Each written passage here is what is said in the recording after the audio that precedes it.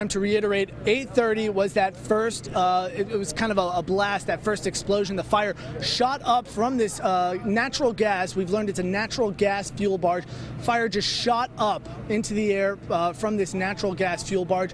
No word yet if anyone has been hurt. Mobile Fire, they're holding a briefing right now amongst themselves to try to figure out a plan of attack. They're trying to see exactly what's going on, what happened. But we did learn that this natural gas fuel barge, crews had been working on it throughout the day, cleaning it out, getting ready to fill it up before it leaves Mobile. We're going to keep getting more information for you and turn it over as soon as it comes to us. Back to you guys. All right, thank you, Andrew. And we continue to get reports from White House Forks, the Bay Minette area, say they felt the force of the explosion. Another person calls in and says, yes, we felt it in Bay Minette. It was felt in Fort Morgan. So this is a big blast, as you can tell, right along the Mobile River.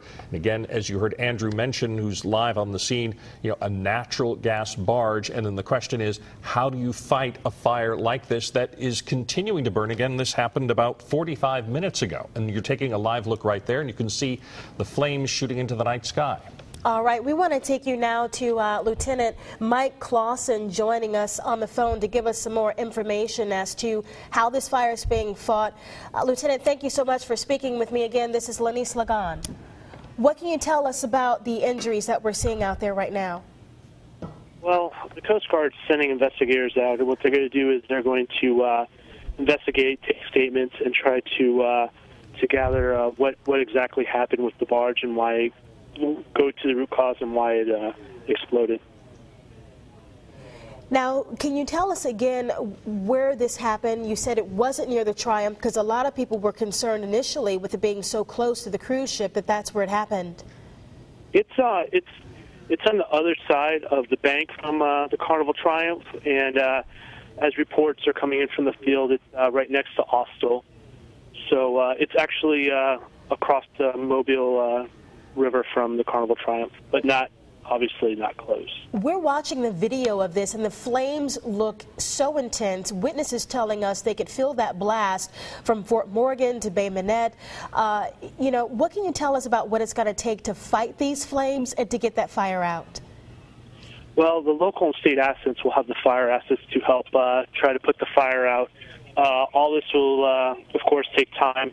If need be, they'll contact commercial assets who will also assist.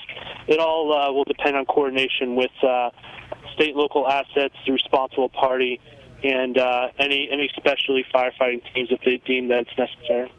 Okay, we just got an update from Mobile Fire Rescue talking about the two barges with natural gas. 3 people are reportedly injured and have been taken to the hospital. From a Coast Guard viewpoint, how do you fight a natural gas fire and explosion? Well, through natural gas with barges, what they'll do is they'll have a very large explosion, which will cause a fire. The gas will vent to atmosphere, and then what they'll do is the firefighting water will cool. As far as the Coast Guard's lead, what they'll do is they'll coordinate with state and local assets who will ensure public safety. The water will cool the barge, and eventually the fire will be extinguished. With people injured, they'll do statements after they've done first aid and stabilize them, of course. And then they'll try to piece together exactly what happened and what caused the fire. So can you actually put out the fire, or do you just have to wait for it to burn itself out? I would say sometimes it's a little bit of both. The natural gas fire, because it's a gas, will initially have a very large flame. However, after the gas is allowed to vent to atmosphere, it'll decrease, and then in combination with the firefighting efforts, it'll eventually be under control. Is there any more risk of explosions happening right now? It's a little too early to tell.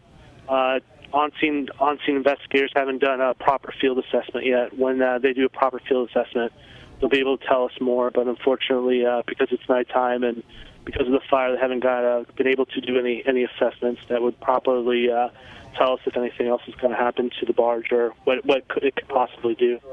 Now, that would be a large amount of natural gas in a barge. Any idea of how long something like that could burn? How much fuel is in there that would allow this to burn? It could burn for a significant amount of time. That's all speculation on how long it'll burn.